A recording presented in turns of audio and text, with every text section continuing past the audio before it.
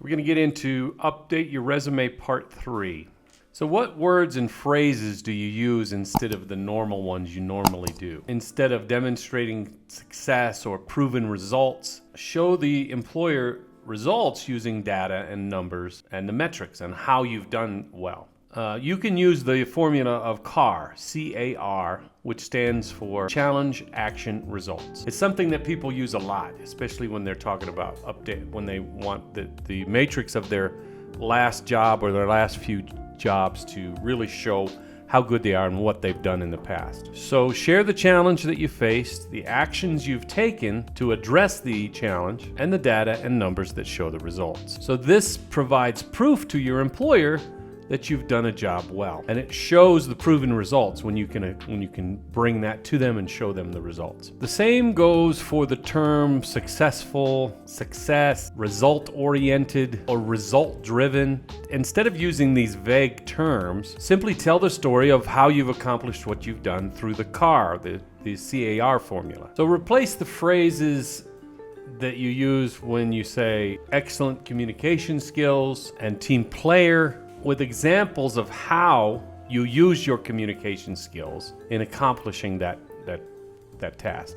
It also shows them that you're a team player. Words that can help you to express this or show them that you're a team player are influenced, empowered, negotiated, advocated, advised, or enabled.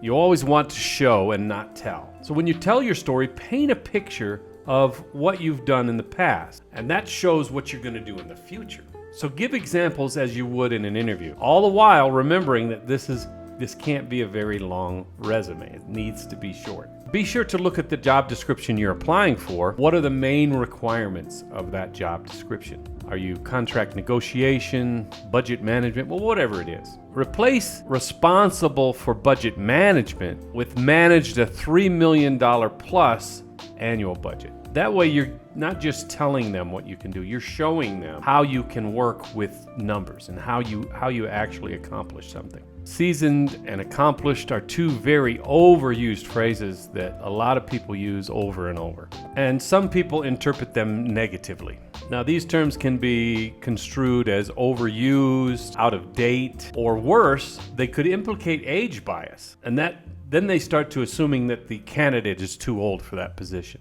Now, I'm not condoning this. As a matter of fact, I abhor the fact that there might even be age bias. But I bring it up because it's out there and it happens way too often, more than it should. So until this changes, we have to guard ourselves by making sure we have the right terminology, things that we say that are correct, because it is out there. I mean, these things are out there, and we have to try to gear our resume so that it doesn't affect that, or it doesn't be put into that category.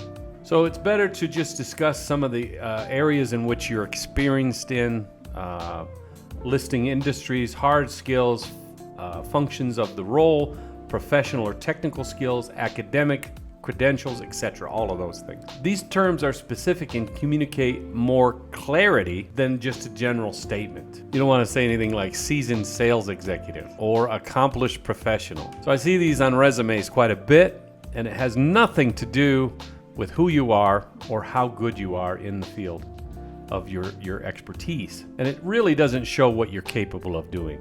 I'm also not a fan of worked with or served as. Both these terms are passive terms. So if you've worked on a budget committee and you've done things that are like that, be specific about what you've done. Name names. Tell them what you've done and who you've done it with, and what you've accomplished with the collaboration you guys did together. All right, thank you. That's it for part 3. Thanks for being here, everybody. Appreciate you.